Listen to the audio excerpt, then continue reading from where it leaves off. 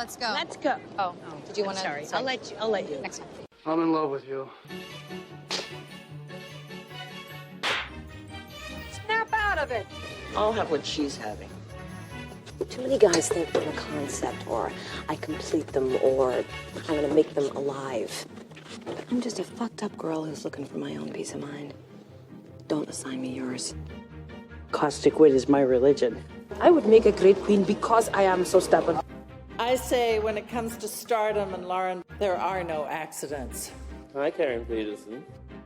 Hello, everybody, and welcome to episode 105 of Citizen Dame, the podcast where two fantastic ladies talk about why men are dumb and women should rule the world. I'm Karen Peterson, joined as always by my amazing, fantabulous co-host, Lauren Humphreys-Brooks. Hello. Lauren, how are you?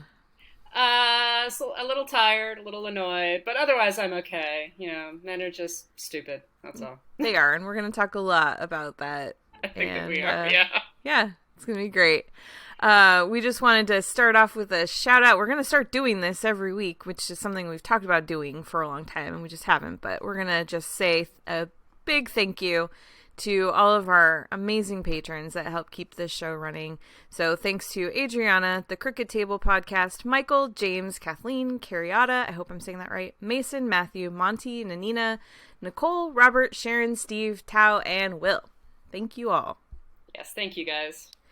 And if I'm saying your name incorrectly, please just send me a message and let me know, because I'm big on that. I hate saying names wrong. So, okay.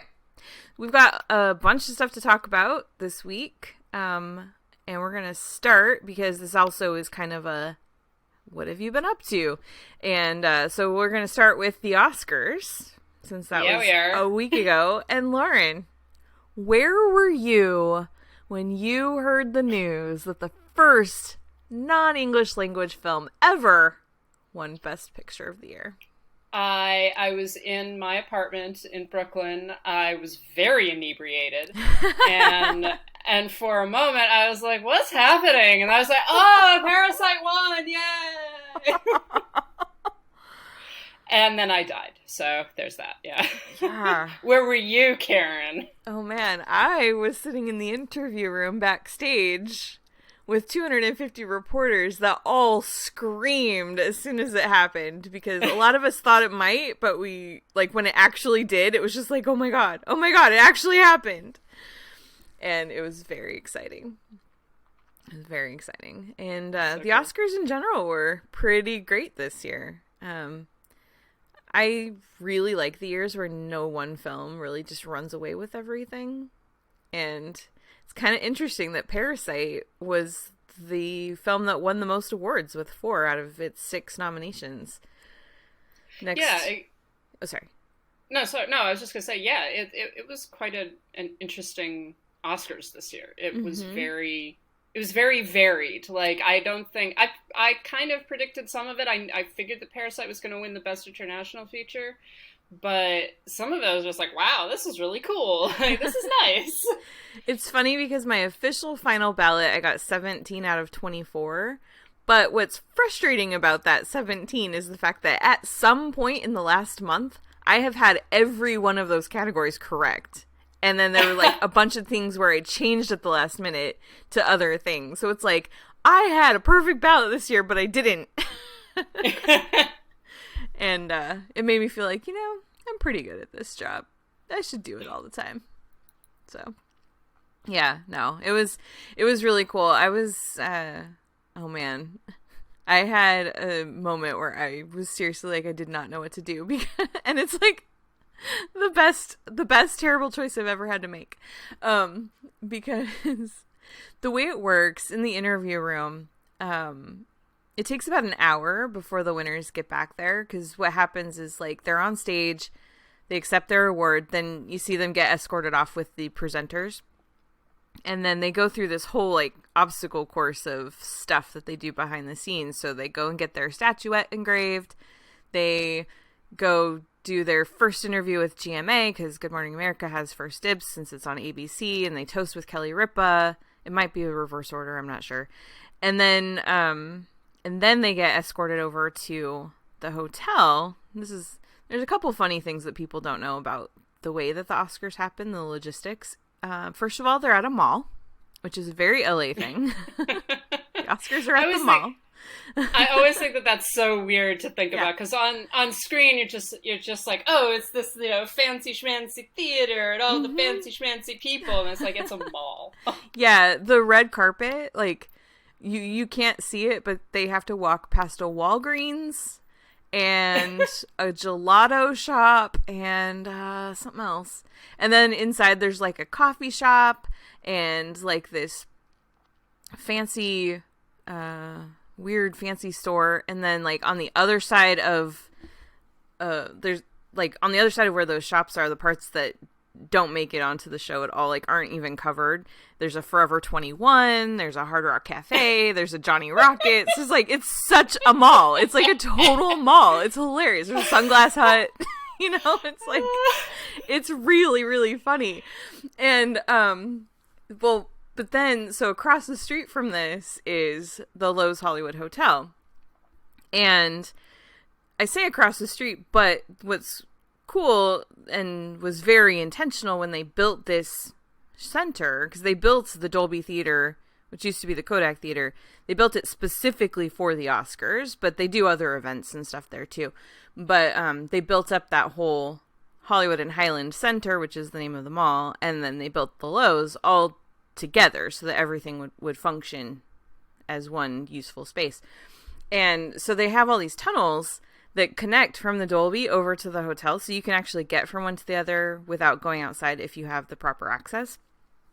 And not just anybody can do that, but for the Oscars, they do that. So they escort the winners from the backstage of the Dolby over to the hotel, and then they go into a photo room and do a photo shoot, and then they come into the interview room for like the press conference. And that whole thing takes like an hour. So Brad Pitt wins the first award of the night. We don't see him for another hour until he finally gets backstage. So then what happens is, I mean, Lauren, what do you think was the one award I was most, besides Best Picture, I was most invested in? I mean, documentary, obviously. It was adapted screenplay. No, I didn't. That was totally the farthest from my mind right now. Such a shock, right? Yeah, so Brad Pitt comes into the interview room right as they're announcing adapted screenplay on the monitors, and I had, we have radio so you can hear the broadcast inside the room while someone is up on the stage being interviewed. And I was like, I have to choose between Brad Pitt and Taika Waititi right now. This is not as easy of a choice as you might think it would be. And it was, yeah. And so I was watching the monitor while trying to listen to Brad, and as soon as they announced, because there was still a chance that it was going to be Greta Gerwig for Little Women, and I was really, really, really pulling for Taika, and everybody knows this, it's not a surprise, but as soon as they announced his name, I squealed while Brad is talking. And all these people like just turn and look at me like, what is your problem? And I'm like, sorry. Oh my gosh, it was so funny. So, but yeah, it was amazing. And so then what they do is like in the interview room, the way it's set up. Sorry, I don't know if this is interesting or not, but I thought it was, because I've never been there before, but so they have the stage where they have the microphone and there's cameras and lights pointed at that.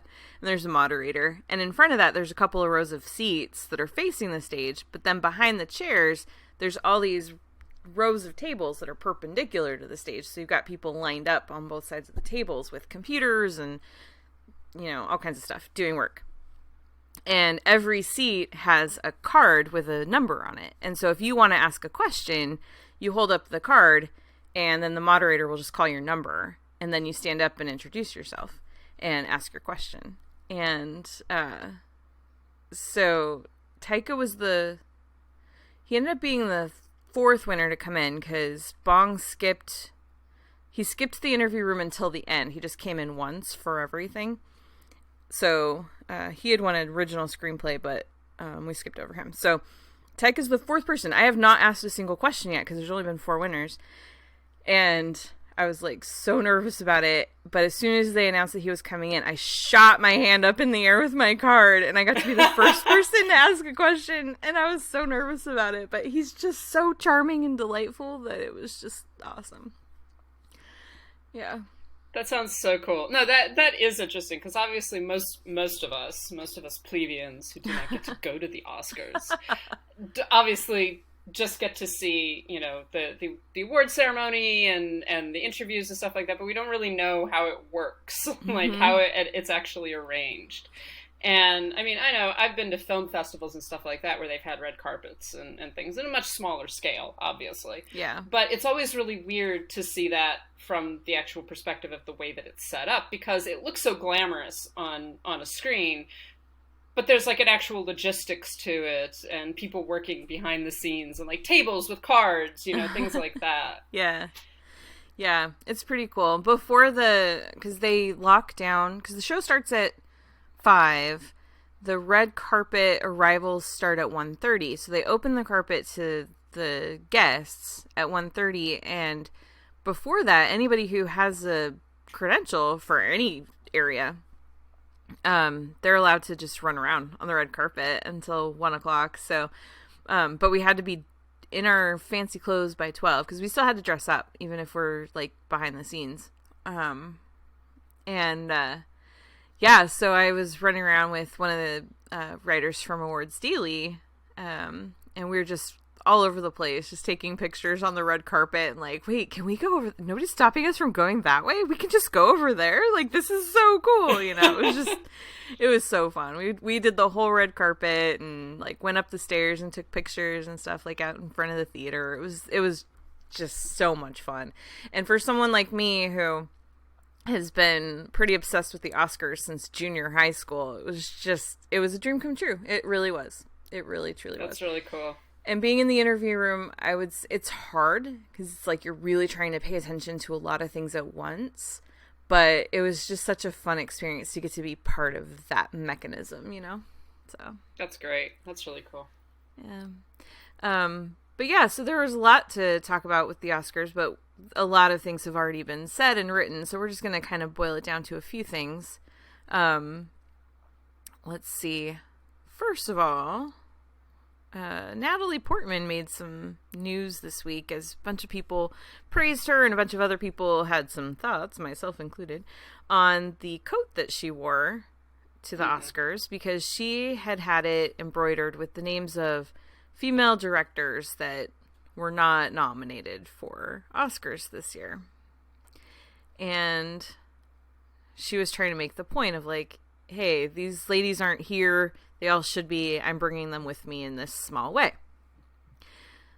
What caused some people, myself included, to question this motive is the fact that Ms. Portman has only ever worked with like one female director that was not herself, because she's directed once or twice. And that includes being in a film, like starring in a movie, but also producing, because she produces films too. Mm-hmm. She's never produced a film by a female director.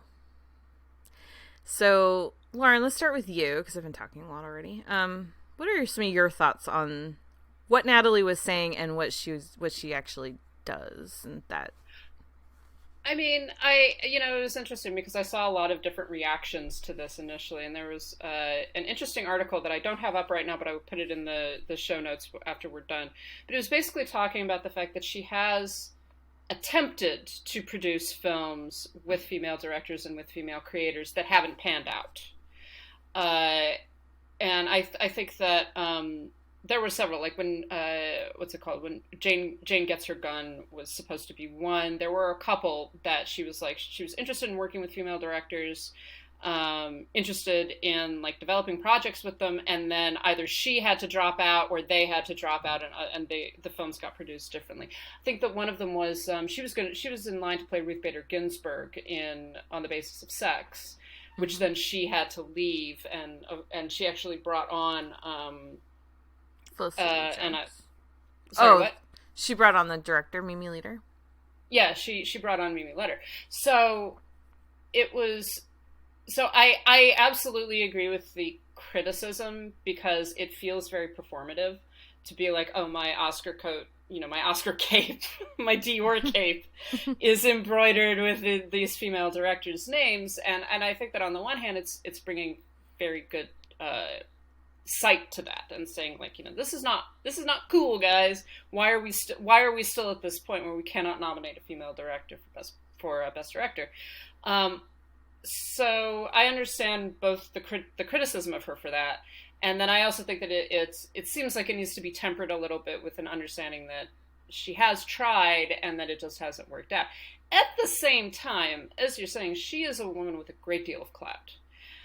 If she wants to make a film with a female director, she pretty much would be able to make that demand, to say like, yeah, I would be happy to do this project, or I want to produce this project, I want to appear in this project, but I want you to bring on a female director, or I want to have like final say on who directs it. That's something that she can do for a lot of her work. And it doesn't appear that she's done that to the degree that maybe she wants us to think she has. So I think that there's kind of a dichotomy going on here that we need to be aware of. There's been a lot of kind of performative things, and I think more so by male actors and male producers than by women, where it's saying like, oh yeah, it's terrible that these women aren't getting nominated. It's just like, well, what are you doing about that? Why aren't you doing something? Why aren't you trying to push for more female creators to at least be in the conversation? So I think that, yeah, there are issues.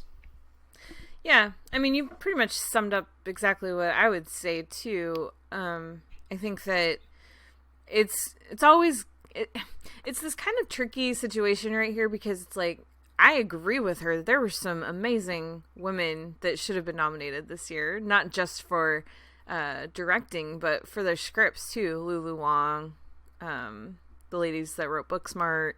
There were some really great filmmakers that were women in 2019 that were completely ignored at the Oscars. A lot of them were recognized at other awards, like Lulu Wang actually won Best Feature at the Spirit Awards the night before, which was really awesome and totally a shock. It's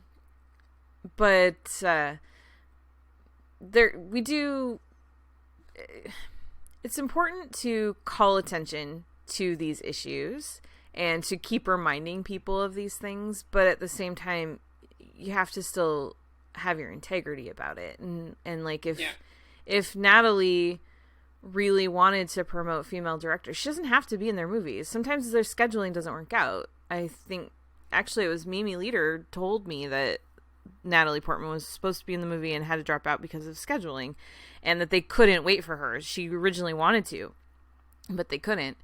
And because the studio wasn't going to keep paying for it or something. I don't remember what the whole story was. But that's fine. But there are others. She can still produce projects. She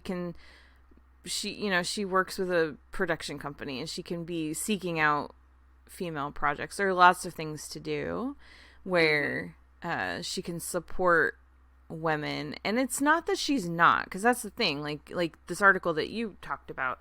It's not that she's not doing it. It's just that she could be doing more, and she could also be raising awareness of like times where she tried to make this happen and it didn't. Like, don't be quiet about that. Don't just work behind the scenes. Like, really be loud about it and say, hey guys, I tried to do this and it didn't happen because of that reason. Call men out on their bullshit when they don't let this happen if you're trying to work on it. So, like, use your voice is basically what it comes down to. Yeah, and I think that there's something to be said about, we tend to criticize actresses more than actors. We tend to be like, well, why isn't Natalie Portman working with more women? Or just like, well, here are all of these male actors who've never worked with a female director. Right. And we tend to do that. But at the same time, I do think that there is a legitimacy to a certain degree of the criticism, because at the end of the day, men aren't going to do shit, right? And I do think that actresses and powerful women in Hollywood need to be the ones to step forward. They can't just say like, well, the men aren't doing anything either. It's just like, no, but the men aren't going to. Like, that's the problem. Unless they're really forward thinking, unless they're really aware of their own privilege, they're not going to do anything. So you have to be the one to step up. which sucks, and that's not the way that it should be. Women should not be the solely responsible for elevating other women, but that's kind of the place that we're at right now, and we have to sort of we have to keep on pushing forward with that. So she's in a position of power. She has the power to do something about this. Like you said, she has the power to say, I tried to do this and it didn't work. And to, as you're saying, to bring awareness to that fact, because the men aren't going to. Yeah. But you're right. I mean, men get away with this shit all the time of, like, these weird performative things. What I keep thinking about, I was at Sundance this year, and I kept thinking about last year and that 4% initiative, petition, whatever, that was going around, and everyone was signing it, and I'm like, where are we on that? How many of the people that signed that have actually signed on to work with female directors? Because it was supposed to be in the next 2 years, which is at the end of this year. And it's like so many of the people that I saw that were really vocal about it, people like Natalie Portman, Charlize Theron, it's like, since that happened, they've only worked with male directors. So maybe we need to send a reminder. Yeah, there's a lot of performance going on. Yep. I think that's part of it. And it's a question of what is there actually going to be a change? And there has been statistically a little bit of a change, but it's by no means is it in the total direction that we actually need to be moving. Right. Yeah. But speaking of that, there was this weird conversation going on this year, both before the Oscars happened and then also afterwards, like after we saw the winners, and it was about women, all women, versus men of color, because this was a significant year where we had the best director, Asian, we had for I believe the very first time ever, the screenplay winners for both adapted and original screenplay, men of color, people of color. And that's significant. That's huge. There were a lot of categories where that was happening, and people were rightfully so complaining about the lack of female nominees and a couple of times the lack of female winners. But in doing so, there was this just really unsettling narrative that was taking place that, like, blamed all men for this and was not taking the time to celebrate the fact that we had some big milestones for people of color. Lauren, what were some of your thoughts about that? Well, what kind of set me off about this was that there was an article on a particular website that I'm not going to reference right here, but it was written by a white man that was lamenting the fact that Greta Gerwig didn't win for Little Women. And I have to say, I was very happy that Taika Waititi won. I would have been very happy if Greta Gerwig won. I think that both of those films were fantastically written. They were good adaptations for completely different films and for completely different reasons. Both of those would have been reason to celebrate, and I think that there's no reason to denigrate Waititi's accomplishment because Gerwig didn't win, or vice versa if that had happened. But one of the issues that began popping up was that you're like, oh, you're elevating this white woman over this indigenous man.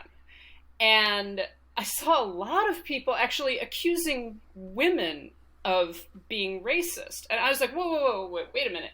This is an article, and this is something that is being propagated by white men that are setting up this binary between all women, right, and men of color. So it's either women get things or men of color get things, but not both. And, of course, the problem is that there shouldn't be just one place that can be filled by someone from a big quotation marks minority group, and all of the rest of them are filled by white men. And that's the problem. The problem is not that, Greta Gerwig didn't win or that Taika Waititi won. The problem is that Greta Gerwig was really the only woman who was being nominated for anything, for any of the big awards. And yeah, she's a white woman. We needed to have Lulu Wang in there. We needed to have Mariel Heller in there. We needed to have Alma Harrell and at some point we need to have Ava DuVernay needs to be back in there when she makes another film. All of that stuff, and that's important, right? So, but there is not this fake competition, or there should not be this competition going on between women and men of color. It has to. We got to get rid of some of the white dudes. They're the problem. Mm-hmm. Yeah, I mean, the fact that in a best director lineup, you have 4 white men and 1 person of color who is also male. Yeah. In a year that had amazing films like Honey Boy and oh my gosh, my brain. I'm already on to 2020, so now I'm like forgetting Hustlers? stuff. But yeah, sure, Hustlers, The Farewell, Booksmart, yeah, all these amazing films that were every bit as good as Once Upon a Time in Hollywood or Joker. Some of them better, let's face it. But yeah, and the fact that the solution that the bunch of people who serve to, I think what I'm seeing is that, no, in fact, I know what I'm seeing is that a lot of people feel, a lot of white men, I should be specific, feel their clout slipping away. They feel their hold on the industry diminishing as more voices start to come in and more people get to tell their stories, and they're grasping onto that. And the way to do that is to try to pit us against each other, to pit white women against people of color, to pit women against men of color, and say, well, we can't succeed if you are, and if we want to succeed, you can't. That's not the case. That's not how it works. But white men are the ones that benefit from making us think that it is. And yeah, it's, sorry to bring up Star Wars, but it's something in the last 2 films where they talk about, especially in the last film, where they talk about, how the bad guys win by making you think that you're all alone. And that's what we see happening. They see the representation is starting to change. They're seeing a more diverse body. I mean, I think, and we're going to talk about this a little bit more in a bit, but, there are almost 9,000 members of the Academy now. Over the last 3 years, the movement to include more people from the international, like from outside of the United States, more people of color, more women, it's really starting to be clear what that means for what becomes an Oscar movie and what's happening with the industry. And I think that there are a bunch of people that are really feeling threatened by that, which is really too bad, because this isn't against them. It's not that they're being threatened. It's not that they can't still make their films. It's just that a lot of voices now get to be heard, and a lot of people get to tell their stories, and there's room for everyone. Yeah, there's still only one Best Picture, but if that's the reason that you're making movies, you're doing it wrong, and you're in this business for the wrong reason. The point is to tell the stories, and at the end of the year, the awards are fun to say, hey, this was a great year of film, let's celebrate it, and by the way, here's what you picked as your favorite. Mm-hmm. And, yeah. But it's very similar to like a group of kids or something like that, where one kid gets all of the cake except for one slice, and the rest of the kids are left to fight over the one slice. Right. And if you say to that one kid, okay, now you're going to have to share your cake, he's going to get mad about it because he's been so used to getting most of the cake, and that's the problem that we're seeing. A lot of these men, and I think that many of them aren't aware of it. I think that many of them are just saying like, well, no, this is how the world works. And it's just like, yeah, and that's the problem. And it's keeping everybody else down except for you. You're the one who is getting most of the cake. And so then when you begin cutting into his slice, then suddenly it's like, well, you're stealing my cake. It's like, no, it's everybody's, by the way. And you've had way too much for way too long. You're getting fat. Exactly. And so yeah, this year we saw some really exciting moves toward, a more inclusive slate of winners, which honestly, considering who was nominated, it was pretty surprising how diverse that group of winners managed to be. And it was very exciting to see that. We had Hildur Gudnadottir, who was the first woman to even be nominated for original score in 20 years. The last one was Rachel Portman for Chocolat. I think it was Chocolat. But yeah, so she won. And she's just such a delightful human being. I adore her. We're not going to talk about what she won for because I'm just happy for her because she did great work and it was celebrated. And the thing is that it wasn't just recognized because she's a woman. It was recognized because it was actually great work. And that's another one of those things where I wish people would be aware of that, or at least not try to act like, oh, she just won because people wanted to see women win. It's like, well, yeah, they did, but she also really deserved it. So what are you gonna do, you know? And I mean, I was in this weird, speaking of just like men versus women and stuff, like I was in this weird quandary where I really like her and I really wanted her to win, but I also really wanted Thomas Newman to win, and I think he did amazing work for 1917. I think it's some of the best music he's ever written. And he's been nominated like 15 times and he's never won an Oscar. And so it was like, I really wanted both of them to win. And of course, ties are exceptionally rare. And it was like, you know, in the end, it was her and I'm happy for her. I'm not going to focus on like, oh, poor Thomas Newman, you know, it's because he'll be back. He's not going anywhere. So, yeah, it's kind of funny. And we need to stop being stirred up to fight against each other. Because like you say, I mean, the one that we're really mad at is the kid with all the cake. And yeah. And we just need to go get our pieces of cake. Everybody can have it. Everybody can share. We got some great questions about the Oscars. So we're going to do that. And then we'll go back around to the other stuff. So let's see. First up... Let's see. Actually, we're going to go with this question first because the Spirit Awards were also last weekend and I was there for that too. And so this question is from @ReesePie. The only thing I really want to know is how close Karen Peterson got to Matthias Schoenaerts at Spirit Awards last weekend. I'm very sorry to disappoint you, but I didn't ever actually see him last weekend. He didn't do the red carpet, I think he did, or the blue carpet, but he only stopped at a couple of people and I didn't get to talk to him. However, I did interview him last year for the Mustang, and I met him at Sundance, and he is very, very insanely good looking in person. And you can read that interview at Award Circuit. In fact, I can link it in the show notes if you want. Yeah. Let's see. LOD asks, this is from @musicalLO. I was wondering if people keep complaining about how the Oscars are suddenly a national awards show. Did people share the same complaints when the artist won? Dujardin didn't even win the César here. Do you think they might do like the BAFTAs and create U.S. categories? So I'm not sure.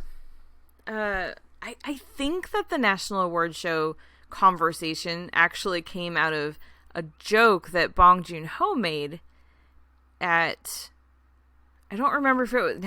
there's been so many things. We've seen him for so many months now. I don't remember if it was in an interview or if it was in an acceptance speech at one of the shows. But he called the Oscars a regional show. Or a regional contest, I think. And so people just kind of caught on to that. And so I think that's where that started. It was just as a joke. And I don't think that most people really see it that way. I mean... South Korea was celebrating well into Tuesday when Parasite won because they were all watching it. It was on really early Monday morning there. I was reading articles about how like businesses were closed for the day because people wanted to watch the Oscars and then celebrate Parasite winning. So I think that more than ever this year, it became a very international show. It became a global experience. And so I think that now that hurdle has happened, the first non-English language film ever, and don't get me wrong, I don't think this is going to become a regular thing where like every year or every couple years we're going to have these nominees and possible winners and repeat winners, but it definitely makes the show feel less regional, if that makes sense. Yeah. Yeah, and within the past few years, it's begun to feel less and less regional because of these things like Parasite or Roma, or even The Artist. That it's been moving more in that direction of being more international. Of course, at the same time, they still predominantly nominate Hollywood films. They still predominantly nominate English language films. And, you know, whether or not that is going to change in the future, I would hope that it would, given that we live in a global culture and that in the United States, inclusive, we speak a lot of different languages. So I think that I think that Bong Joon-ho's criticism is very, very valid. You know, he was making a joke, but it's also a valid point, is that the Oscars, for the most part, has been very, very focused on the English language. And, you know, the fact that we constantly have all of these different great films from various countries competing in a single category, usually for Best International Feature. Or before that, it was Best Foreign Language Feature, right? This is the first year that they've done Best International. You know, that in itself implies that all of the others are expected, even if they might not necessarily be in practice, but are expected to be English language, probably Hollywood-produced films. So, yeah, I actually think that we're moving in the opposite direction of it becoming more and more international. And there's still going to be pushback from that. Like, this is not going to, like you're saying, this is not going to change overnight. It's just going to, but it's moving incrementally in a more global direction, which is a good thing. Yeah. I mean, this year we also had, and this has happened before, this wasn't the first time, but we had one of the animated features was from France, I Lost My Body, which, have you watched that? I have not yet. I know it's on my Netflix list. Oh my gosh, yeah, it's very unusual. It's wonderful. I loved it. And it's actually, so it's a French animated film and it's in the French language, but it's about a Moroccan kid. So and the fact that got nominated was pretty great. And then last year, not only did you have Roma getting into the lineup for Best Picture and winning foreign language film. Yeah, I gotta keep reminding myself that's what it's called. But you also had some really interesting things happen, like with cinematography, where you had I think it was cinematography. Yeah, you had 3 films that were all international films that were nominated for cinematography over very American films, you know? And so you had Cold War from Poland. You had Never Look Away from either Germany or Austria, I think Germany.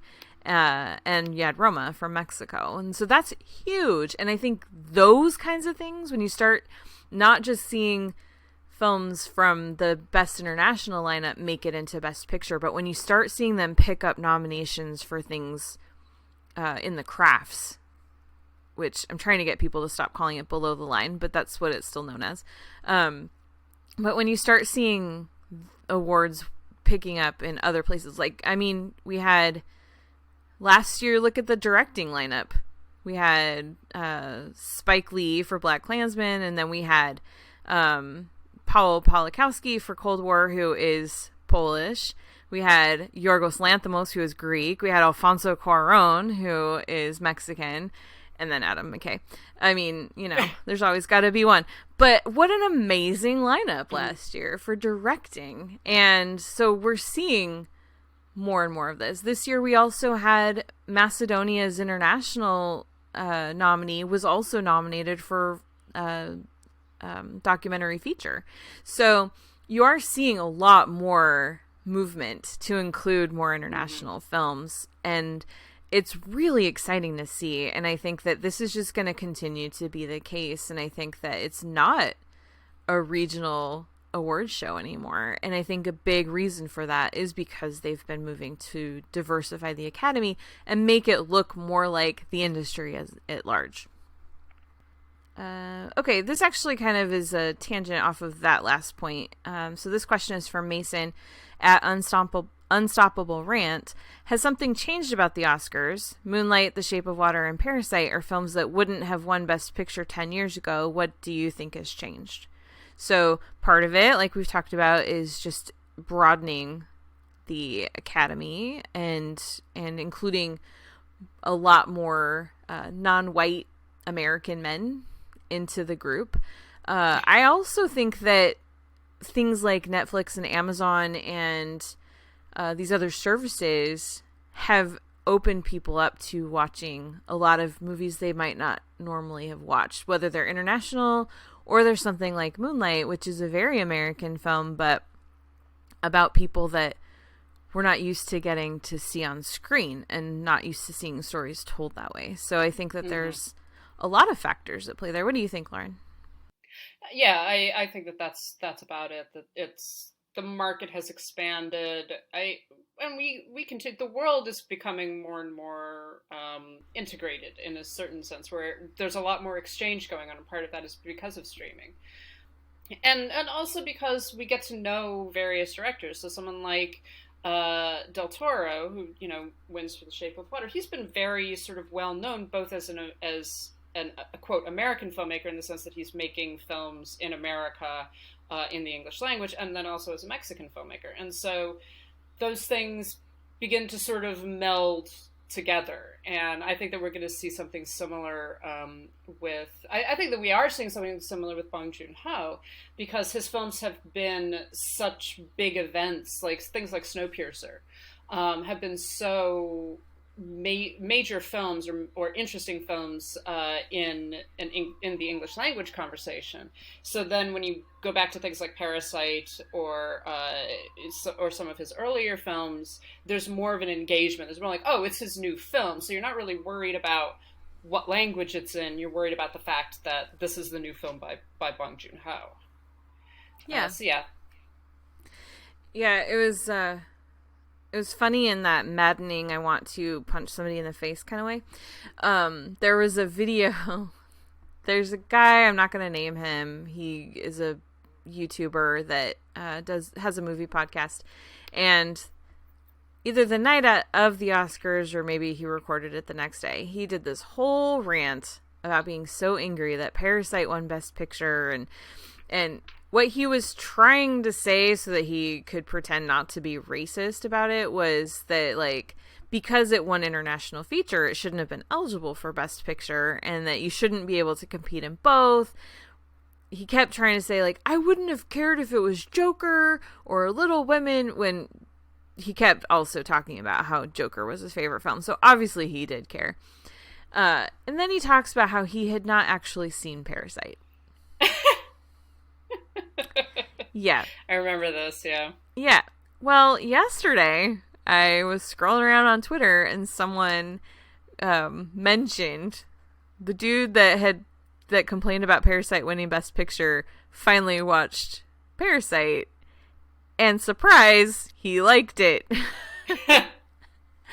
And someone else linked to the video and I watched it, and of course he still had to make his jabs of like, well, you still shouldn't be able to compete in both, and I still liked Joker, but Parasite's a really good movie and everyone should watch it. And it's like, oh, imagine that. It turns out that the movie that won Best Picture is actually a good movie and you should have listened, and maybe you shouldn't have gone on that stupid rant and made yourself look like an imbecile.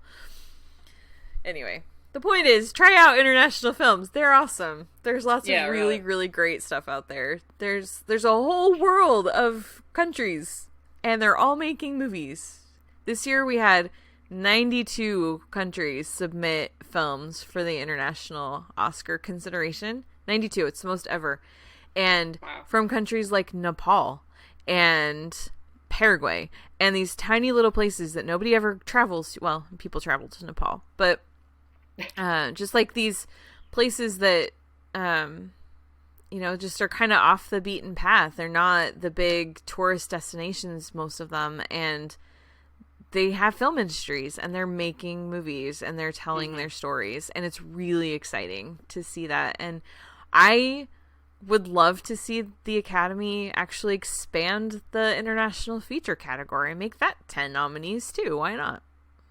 Let's celebrate the world of film that we're in. As far as the second part of that question, will they start to do like the BAFTAs do and create U.S. categories? Because like the BAFTAs, they have the best British film. I don't think that. I hope the Academy never goes down that road and says, "Oh, the best American film." I think they kind of tried to a couple years ago when they announced that best popular film category that died. Yeah. I think that's, I mean, you don't get more American than calling it popular film. But yeah. I hope they never do that. They got so much pushback with that I highly doubt that they're going to go that route again. Yeah. Okay, and then Brendan from @BLCAgnew asked, what is the most pleasantly unexpected Oscar win aside from Parasite? Lauren? Unexpected. I'm trying to think if there was anything that I was like, oh, that's unexpected. Other than Parasite. Like, I wasn't, I mean, it wasn't completely unexpected, but I was also perfectly prepared for the Academy to go in the direction of, like, we're going to award the straight white men, or things like that. I guess just a little bit Taika Waititi, although I know that he was kind of favored. I was very happy about that. That one made me, like, excited. Maybe Best Original Song? A little bit. Frozen 2 didn't get anything. That surprised me. Yeah. I don't know. I also have to say, again, I was very drunk for a lot of the Oscars, so I wasn't paying attention the entire time. I just remember, like, shouting things and being like, yeah, well done! And like, why the fuck is Eminem here? What is happening? We're all still wondering that. I honestly, like, I turned to my roommate and I was like, is this happening? Is this something that's happening, or am I, like, hallucinating? Because I know that I've had a lot to drink, so what's going on here? It's like, yeah, no, this is happening. I was like, okay, good. All right. Eminem is performing for some reason. It was so funny because someone had been in the interview room when that whole thing started. And so it was like that person, whoever, I don't remember who it was, but when they finished and they left, there was a lull and we didn't have anybody ready coming in right then. And so we all turned back to the monitors and everyone in that room was like, what? Why is Eminem here? What's going on? It was just like this big confusing moment of like, well, I mean, this is kind of awesome, but why? Yeah, like, what is happening right now? What have we, like, time warped? That's what I felt. I was like, wait, what year is it? Mm-hmm. Yeah. For me, I didn't have, like I said, at some point in the last month, I've predicted every single thing that won, even if that wasn't in my very final predictions. But, so I wouldn't say that I had any unexpected wins, but I was very, very happy that Bong ended up winning director. Because... Yeah. It was still very much between him and Sam Mendes, and it really easily could have gone either way. As soon as they announced that he won, I went, okay, there you go. Parasite won Best Picture. That's awesome. But it wasn't a foregone conclusion that he was going to. It seemed like the tide had turned enough in his direction, but Sam Mendes had won DGA and PGA and BAFTA, and I don't remember, I know I should know this, but it's been like 15, 20 years since that happened, where I think Ang Lee was the last one for Brokeback Mountain and then Crash. I think it was that year was the last time that the person that won all that stuff ended up because Ang Lee, I don't know. Anyway, it was a surprise that it actually happened, and it was very exciting, and I'm very happy for him. He's such a delightful human being, and just like watching the footage of him and seeing all the pictures of him like making his Oscars case and just staring, like just gazing lovingly at them, and I mean, what a classy person that in his acceptance speech He leads a standing ovation for Martin Scorsese, his hero, who he has just beaten at an Oscar. You know, that was amazing. And I mean, we've talked about my feelings for Tarantino and yours too, but to also recognize in his speech, to recognize that Quentin Tarantino was instrumental in getting his films seen here in the United States. Tarantino was one of the very first, one of his very first American fans, and the fact that he took time to recognize them, and then he's like, "Oh yeah, and I hear Todd Phillips makes movies too." Yeah, see that I loved that about the speech. It's like Scorsese, who's a genius and whom I have admired my entire life, and Tarantino, who's advocated for me, and I'm led to believe that you two make movies as well.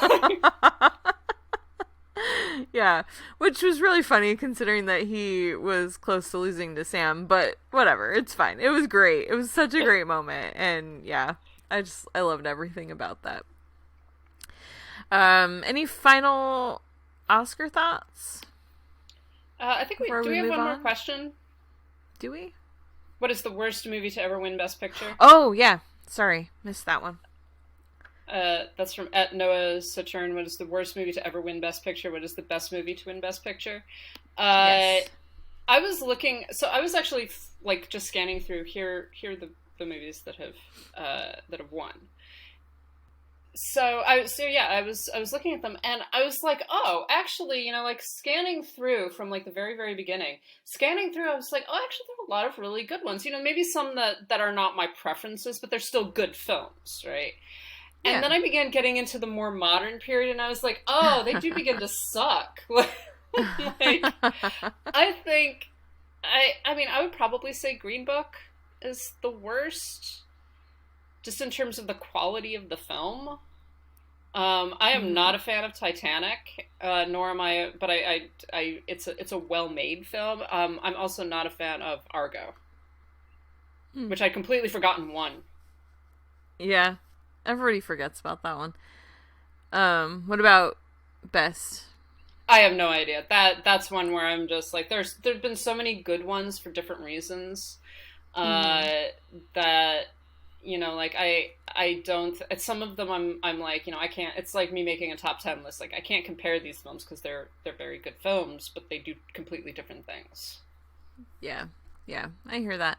I think for me, the worst winner is Driving Miss Daisy. I hate that movie so much. Yeah.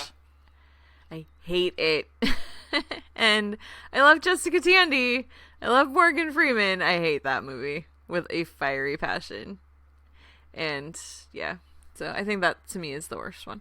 But I agree with you as far as best. It's like there's so many great films that have won, even if they weren't my pick for that year, even if they aren't on my like favorite movies of all time. There are just great films, you know, All About Eve and The Godfather, and yeah, there's some really great stuff. The Oscars generally do pretty well with the Best Picture, even if it's not the one that maybe should win. They're always deserving. Well, usually deserving. Okay. So are we ready to talk about Birds of Prey?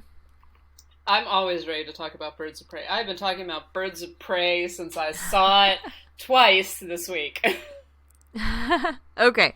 Well, we have a question and we have a topic, and then we're going to get into our review of Birds of Prey. So, well, actually, let's do the topic first. Can a superhero or any big budget film be feminist? Are they inherently not feminist, and can they ever be?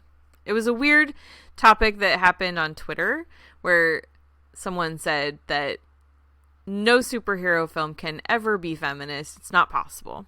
Lauren, what do you think about that? The answer is yes. It can be feminist, and that's it. Like, I don't even know. I can't believe that this is a conversation.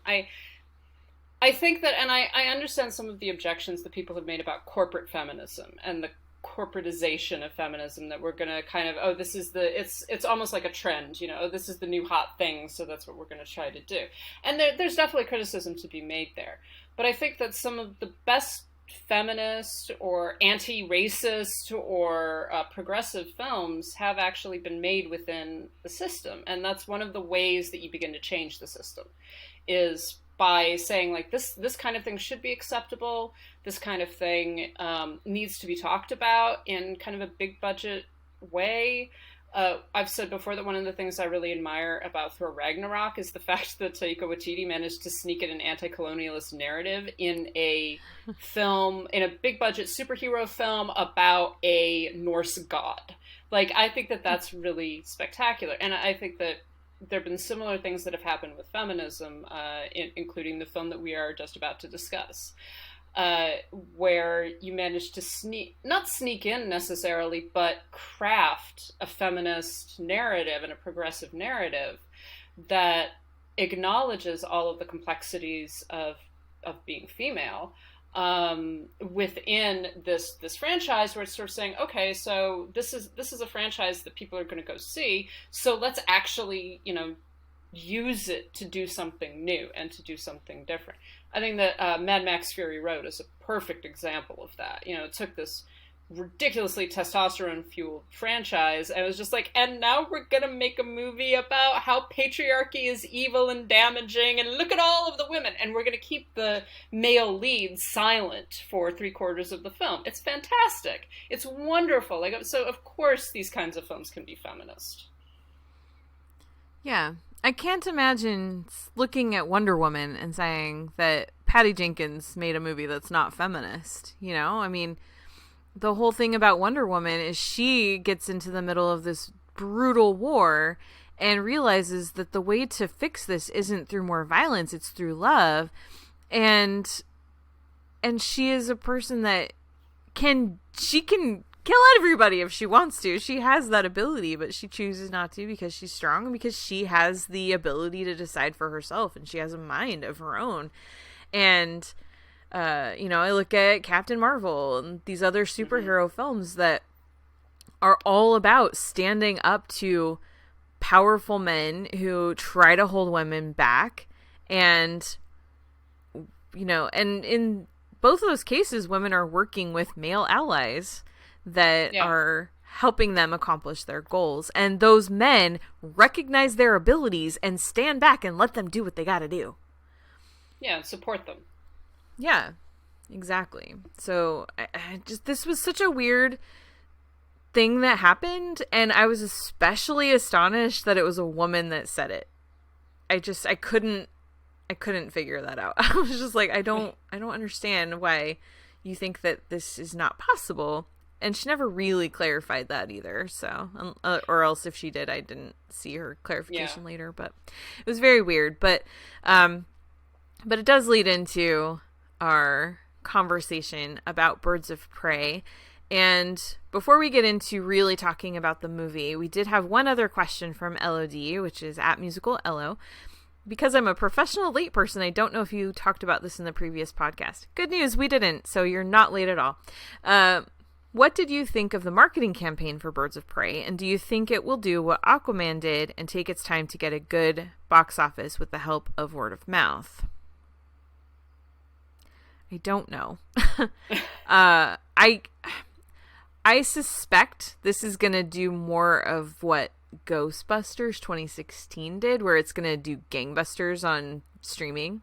And I think it's still going to make money in the theaters. I mean, it almost made back its budget worldwide last week, and everyone kind of forgot to talk about that part. They just wanted to focus on, it undersold.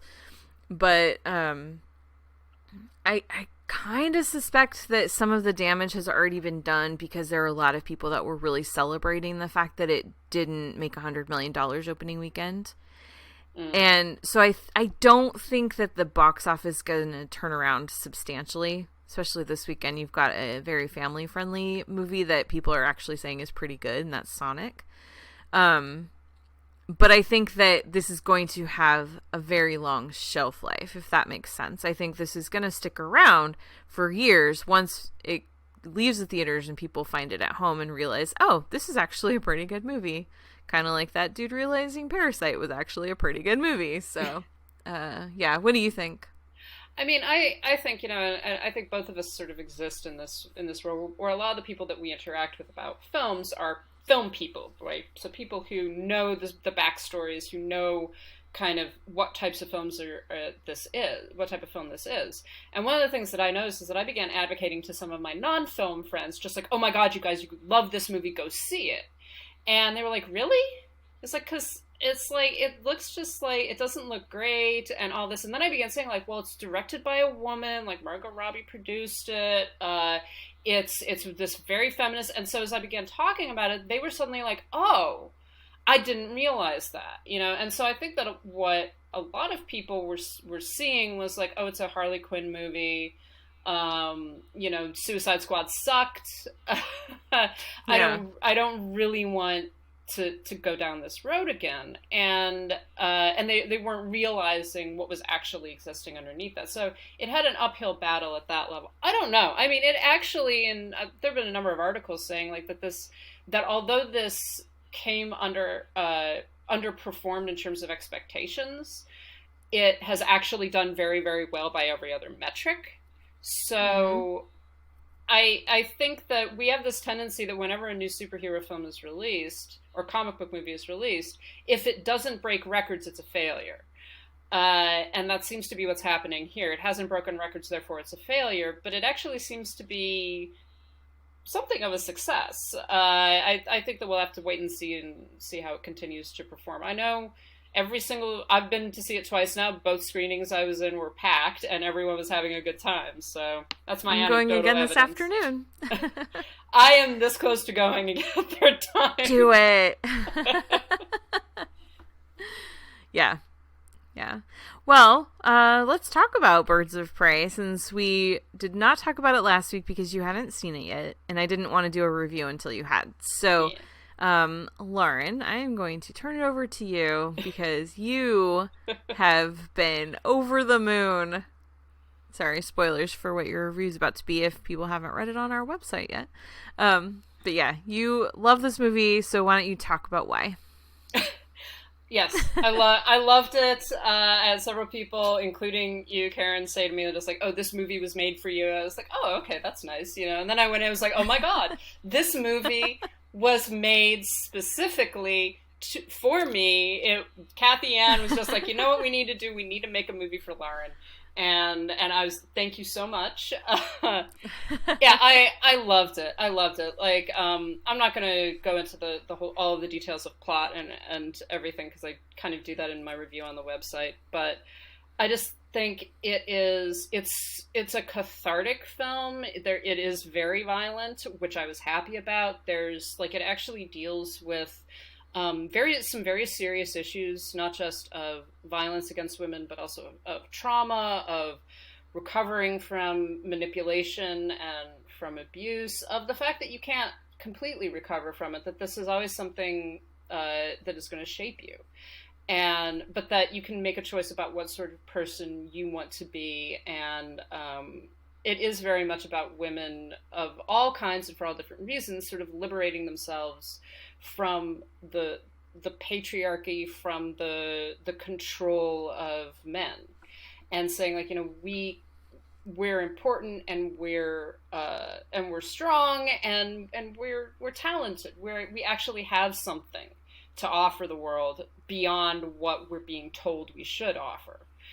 And I loved it. It's so energetic. It's funny. It's, brutally violent in some places, but it's also very kind of happy cartoon violence in others. It was very, very satisfying to just watch these women beat the shit out of misogynists for 2 hours. Like, it was so cathartic for me. I was like, yes, please do this more. Just like, can we have more of this? It's a little like, God, Margot Robbie is having the time of her life. Like, I think that she's just like directing all of the aggression that she has ever felt about being a very beautiful woman in a very misogynistic society and in a very misogynistic business. And she's just going to fucking town on it. She's obviously having a great time. Everyone in it is good. Mary Elizabeth Winstead, who I understand why she wasn't in it more. I wish that she had been, just because I really enjoyed her. Rosie Perez. I'm blanking on the name of the young girl who plays Cassandra Cain, but she was wonderful. I loved her characterization. And also Ewan McGregor. You know, props to Ewan McGregor for playing one of the most disgusting villains. And making him both interesting to watch, but also completely unlikable. Like, I didn't feel like, oh, I want to know more about this guy. It's just like, no, I want him to die a horrible, horrible death.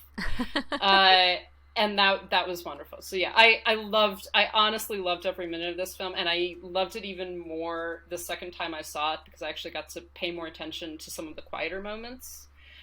Yeah, it's a great film. I loved it. I loved it all.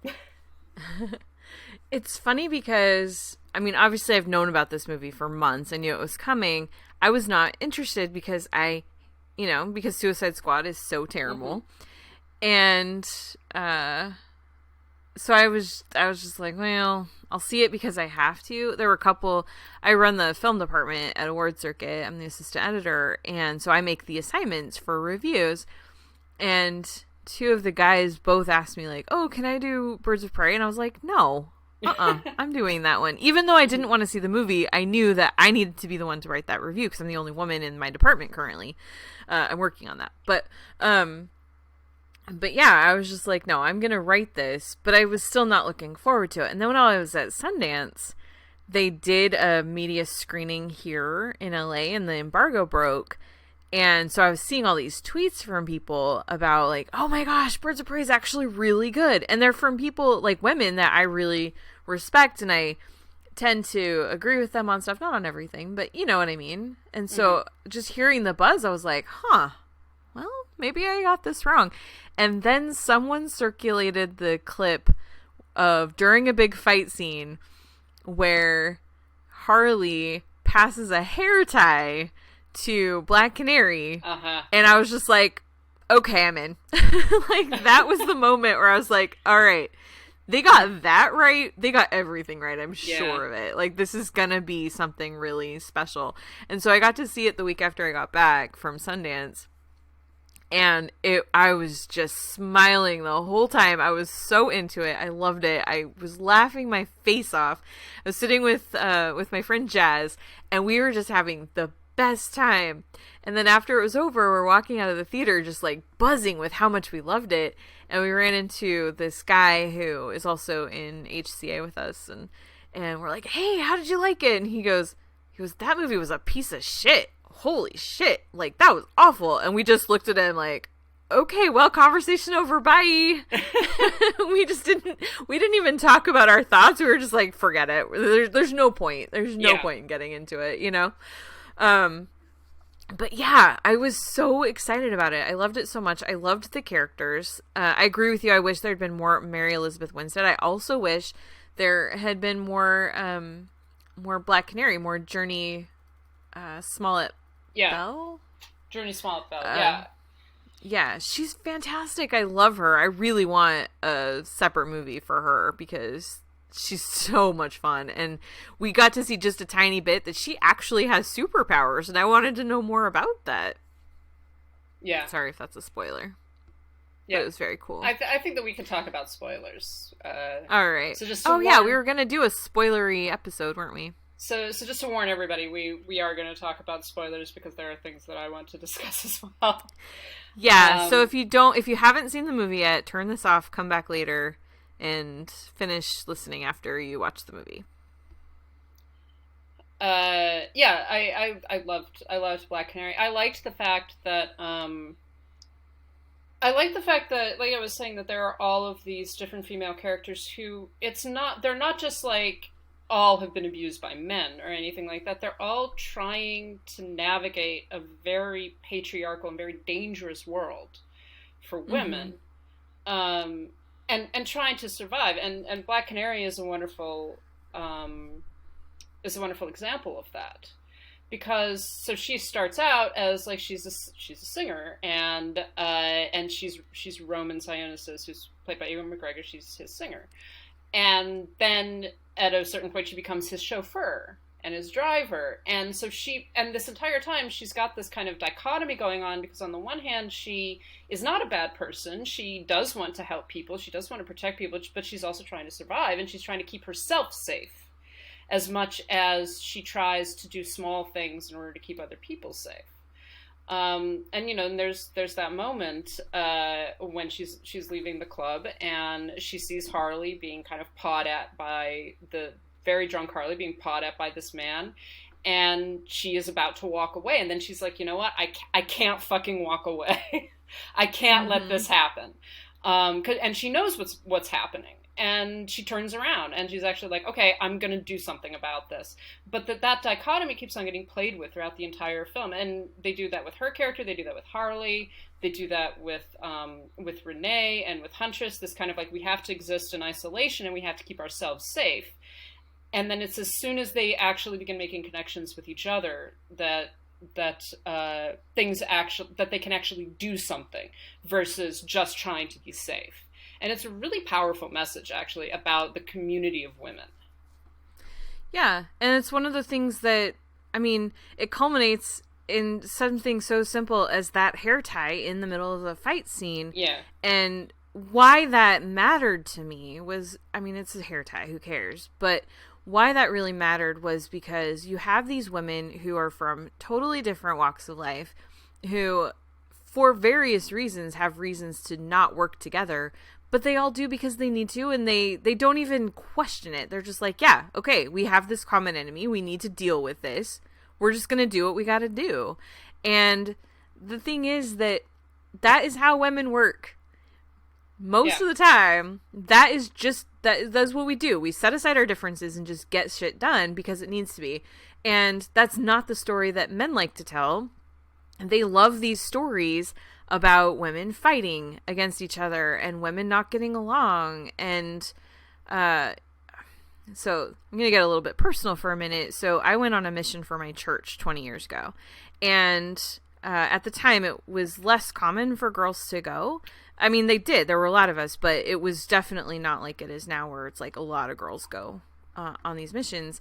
And one of the things that some of the guys told me was that they were always reluctant when they had to work with the girls, because the girls always fight, and they had heard all these stories about like knockdown, drag out fights in their apartments. And I was just like, what are you talking about? And it was like, every person that I was paired up with the whole year and a half, we got along. And even if we weren't friends during that process, we made it work, because we had to live together, we had to work together.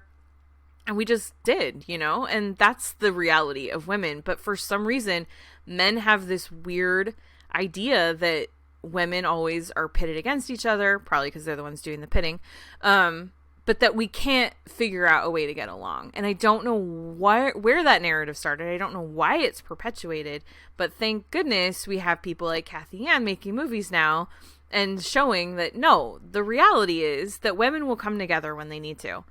And they will work together. How they know how to use each other's skills.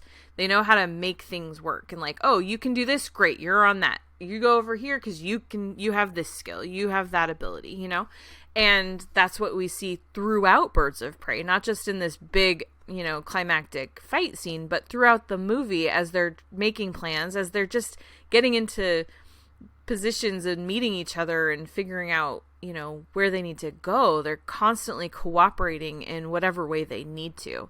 And it's like, it's just it's so nice to actually see that happen on screen, because for so many years, that's not the way it's been. There's always been like a woman in a man's world. Yeah. And seeing this in a big, 5 women coming together for a common goal, it's just great. And I can't wait for more movies like this. Yeah. And I like the fact that it builds throughout the film, that you do kind of start with all of them in isolation and making feints towards each other. The conversation, actually, in watching it a second time, the conversation between Harley and Black Canary, when she's just finished singing and Harley is incredibly drunk and standing at the bar and is talking about loneliness, and Black Canary is the first person that she tells that she's broken up with the Joker, which of course is not just an issue of the dissolution of a relationship, but is a serious danger. This is what's going to put Harley in danger for the rest of the film. And the first person that she tells is this woman that she barely knows, but that she desperately wants to have some kind of a connection, not to a man, but to another woman, for someone to understand her and to listen to her and be like, you know, where I'm alone now and I don't know what to do. And so there are those moments where it's like, oh, we're progressing towards this friendship that doesn't, you know, happen overnight or anything like that, but that is actually these moments of these women trying to find connection to one another, and that building over the course of the film until you finally get to the very, you know, in many ways very joyful ass kicking scene. I love that scene so much. And I think one of the reasons why it's so satisfying is because of this slow buildup, that it doesn't all happen overnight. It doesn't happen in the middle of the film.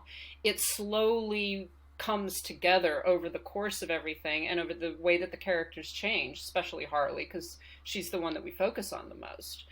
Until you actually get to this moment where it's like, okay, we're all in this together now. We've made a decision. Harley in particular has made a decision. I am not going to let this happen to this girl, to this little girl.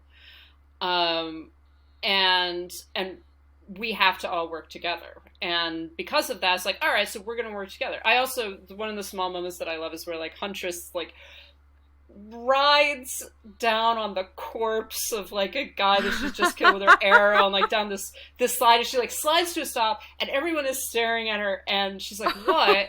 And Harley goes, you are so cool. Just that moment of like, oh my god, that was awesome. That is so awesome. Just that. I mean, I have that when we do this podcast. Like, there are times where I'm like, man, Lauren, you're so smart. But except that feeling of just like, wow, you are so cool. That's so cool. Yeah. Yeah. And it's true. And it's something that women do experience with each other, just that admiration of other women. And that at least in my life and in my experience, and I've thankfully had a lot of very good friends, people that I really care about and that care about me. In my experience, that's the way that women react to each other. It's just like, it's not like, you know, oh, I fucking hate you, you bitch, because you're able to do something that I'm not able to. It's just like, oh my god, you can do that? That is so awesome. Mm-hmm. You know? Yeah, and it's... Sorry. No, and that's important to see on screen as well. Yeah, it definitely is. And that's the thing, is I think that is much more normal than girls being bitter and jealous. And we see that on TV, especially like reality TV and stuff. But it's not how women typically really function. And I'm so glad that we're seeing more of realistic portrayals, even in a big cotton candy colored crazy violent movie. Mm-hmm. We're seeing much more realistic depictions of how women cooperate and how women work and how women think, and I love it. Yeah, no, I agree. I know we might be running a little bit long, but I did want to I wanted to ask your opinion, because I have feelings about this, but I'm not certain about them yet. The diamonds sequence so when Harley actually hallucinates diamonds are a girl's best friend. Mm-hmm. What did you think about that? What was your interpretation of that? Because I have varying thoughts that are not entirely cohesive yet. See, I need to see the movie again, because I remember that I really liked that scene and I loved the way that it was staged, but I don't remember the specifics about it to be able to really give a good answer to that question. Okay. I'm sorry. I was just wondering, because I obviously I saw the film a second time, and of course what happens in the scene is that Harley is about to be killed, and then basically manages to talk her way out of it, and she keeps on talking at Sionis until finally, in order to shut her up, he hits her. And he hits her very hard, and she sort of flashes into this kind of funhouse version of Diamonds Are a Girl's Best Friend, where she's, you know, in the Marilyn Monroe outfit and is singing the song, and is dancing with Sionis and Zaz and all of these different men. And it's a very aggressive scene where she's just surrounded by all of these men who are grabbing her and pulling her this way and that. And then finally she kind of comes out of it and she just gives Sionis this look of like, I am going to fucking kill you. Yeah, like, I remember that look. Yeah, I don't know when, but I am going to murder you. And it's a really powerful and intense sequence because, again, knowing her background, this is a woman who has been abused her entire life, and she has been manipulated and used by men her entire life, both physically. Like she makes a comment about. Doesn't she make a comment about her dad's trying to sell her for a 6-pack of beer or something? Yeah, her dad tries to sell her. He finally abandons her at an orphanage where she's raised by nuns. She goes through all these different relationships until she finally meets the Joker. You know, this is definitely a woman who's been damaged constantly, pretty much ever since she was a child. And not just physically, emotionally, psychologically, up until the point that she gets into this very abusive relationship with the Joker. And this moment where this man hits her to make her be quiet, then pushes her into this realm of like all of these different men who, for the most part, have their faces covered, manipulating her, moving her around. And then she comes out of that, and that moment of her just being like, there's a change that happens there. And I don't think it's necessarily that she's decided to change the way that her life exists, the way that she lives her life, but that she's not going to be slapped around anymore. I think that is kind of what it comes down to. That the relationship between that and the Marilyn Monroe number, and then also there's a referentiality there to Madonna's Material Girl. Mm-hmm. Which the choreography actually in that particular sequence in Birds of Prey and the choreography in Material Girl are much more similar than the choreography in the Marilyn Monroe number. So there's this interesting continuum that is happening between Marilyn Monroe, who is kind of preaching this sort of like get what you can from them while you can, to Madonna, who is being much more aggressive about it and is saying like, you know, either you give me money or I don't, you know, I'm not going to fuck with you, essentially. I don't want to be around you if you're not going to give me anything for it. And then finally to Harley, who was sort of using that as a way of rejecting everything and being like, I'm going to do this, but it's time for me to break free of this cycle and this system. And I don't know, it's a really interesting sequence, and I think that it's very deliberate. And I'm not 100% certain how to interpret it. Like, I was just basically riffing on it. But I would be interested to know if you have any further thoughts on it after you've seen it again, Karen. Yeah, I'm definitely going to pay close attention to that. What I remember the staging of it, and then I definitely remember that look she gives Roman. Yeah. And it's like, oh, I have felt that before. Like, I know that I've looked at someone that way before. It's like, that person's still alive. But but it is that feeling of like, I can't do anything about it right now, but you're going to suffer coming for this. Yeah. Yeah, exactly. Oh, man. It's so good. The other thing that I wanted to mention, and sorry, I will definitely pay closer attention. We'll have a good discussion about that scene. But the other thing that I just wanted to mention is that I really love the fact that they give you these glimpses, and there's one particular moment, like right before that big fight scene, where they remind you that Harley has a PhD. She's a doctor. She's a psychiatrist, and she's very smart. And despite everything that has gone on and, you know, getting her brain fried in a vat of chemicals and stuff, like, she's still in there. She's still this really smart person, and they let that come out sometimes and remind you that she knows what she's talking about. And I really liked that a lot, and I think that that's major credit to both Kathy Ann and the screenwriter Christina Hodson for reminding us of who Harley really is. Yeah. Yeah, definitely. No, I there's one point where she's like, "Call me dumb. I've got a PhD, motherfucker." Yep. And it's like, how often have you had that happen, Lauren, where people question your brains and you're like, yeah, I actually literally wrote term papers on this subject. I think, but so many women have that experience. It's very much that that function of being a woman in the world generally. It's just like, I've got a PhD, motherfucker. Leave me the fuck alone. Like, don't you call me dumb. Yeah. Like, yep. Exactly. Yeah. Any final thoughts? It's a deeply satisfying film. Please, people, go see it. You know, it's very violent. Like, you do have to be prepared for that, and there are definitely things in there. I know that some women I've seen have actually said that it's very triggering for them because of the representations of trauma and violence, but it is also a very, very satisfying and very well-made film. Yeah, yeah. There's one part that was very difficult for me to watch, just because of a traumatic experience I had involving breaking bones. But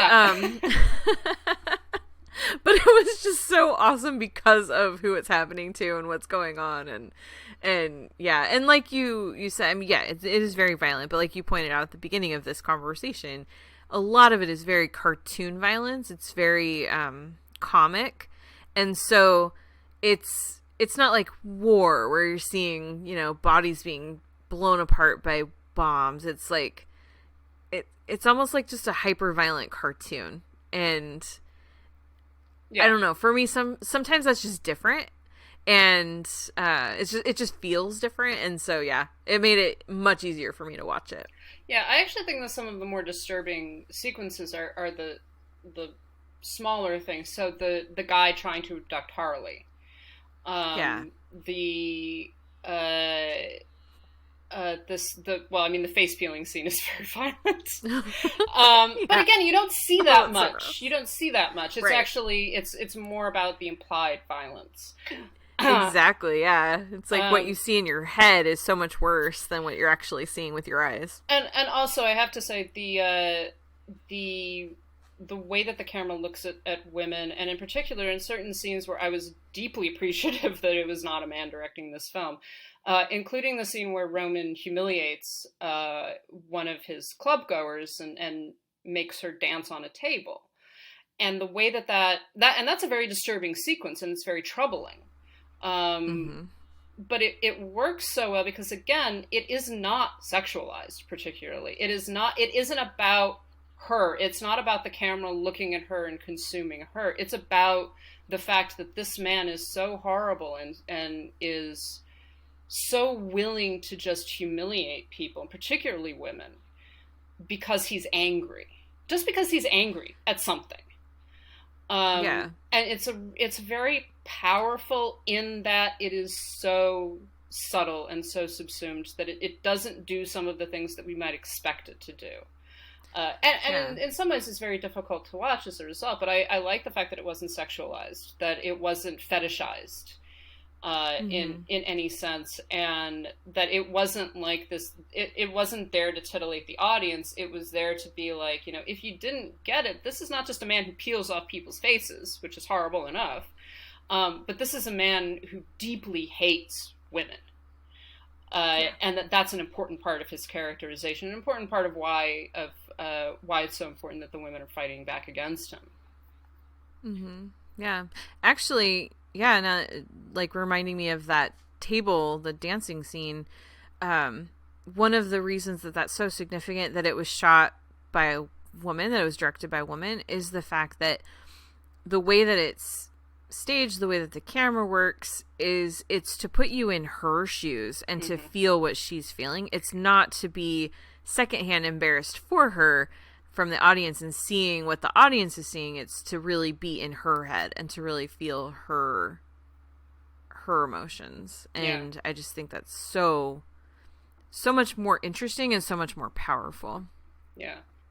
And I think there's a lot of moments like that, yeah. Yeah, and it's also the point that I think Black Canary kind of makes a decision about what she wants to be and who she wants to be and who she's working for. Yeah, absolutely. So go see Birds of Prey or Harley Quinn Birds of Prey. I guess they changed the name. I don't know. It's I thought the Fantabulous Emancipation of Harley Quinn was great. So. Yes, that's the title. It's Birds of Prey and the Fantabulous Emancipation of One Harley Quinn. That is the title of the film. Yes. I don't care what the AMC says now. Yeah, I'm going to go see it again today. In fact, I just bought my ticket, so it'll be good. I'm excited. What do you got coming up this week, Lauren? I have absolutely no idea. I think I want to try to see The Lodge at some point. I am not going to go see Sonic right now. I just don't care that much. I might see it at some point. But yeah, there's not much that I am desperate to see at the moment. Yeah, I'm trying to think if I even have anything scheduled this week. I don't think I do. I'm seeing Onward next weekend. The new Pixar movie. I'm actually pretty excited about that. I've seen some early footage of it, and it looked surprisingly good. Like once I learned what it was really about, I was like, oh, this is interesting. And then I saw some footage that included feral unicorns eating out of garbage cans on the street, and I was like, oh, I'm definitely in. Oh yeah. So anyway, well, that's gonna wrap things up this week, and thanks so much for listening and for being here for us. If you'd like to continue the conversation, you can reach out to us lots of different ways. We are on Twitter and Instagram at Citizen Dame Pod. We do occasionally check our Facebook page. That's facebook.com/Citizen Dame. If you want to send us an email, we love that. That's citizendamepod@gmail.com. And of course, be sure to visit our official website, citizendamepod.com, where you can find all kinds of reviews and editorials, especially, most recently, Lauren's review of Birds of Prey. If you'd like to support the show financially, we have a couple ways you can do that. You can become a patron, and that's patreon.com/citizendame. We have a couple of different levels. For as little as $1, you're helping us keep the show going. For $3, you get early access to episodes, and I know we've been promising, but we really are going to have bonus content coming up. Now that the Oscars are past us, we're going to have some time to do some fun things, so look for that. We do also have our Zazzle Store, which is zazzle.com/citizendame. There's some really fun stuff in there. So, and if there's something we've said or something we've talked about and you want to see it on a t-shirt, let us know. We'll be happy to create that too. And then if you just want to kick in a couple dollars, you don't want a commitment and you don't need stuff in your house, that's Ko-Fi, ko-fi.com/citizendame. And you can also reach out to us individually on our Twitters and Instagrams. Lauren, where are you at? I am at LH Business. And I am at Karen M. Peterson. So thank you so much, everyone, for listening. Go watch Birds of Prey, and we will talk to you next time. Bye. They're all here for me. Aren't they? No. They're not? No, they're not. Do you know what that means? That means he's not just after the kid anymore. He's after all of us. Sure as hell after me. I just robbed him. You just betrayed him. You just killed his BFF. And you're dumb enough to be building a case against him. So, unless we all want to die very unpleasant deaths and let Roman go finger fishing in the kid's intestinal tract, we're gonna have to work together. Okay. Yeah, okay.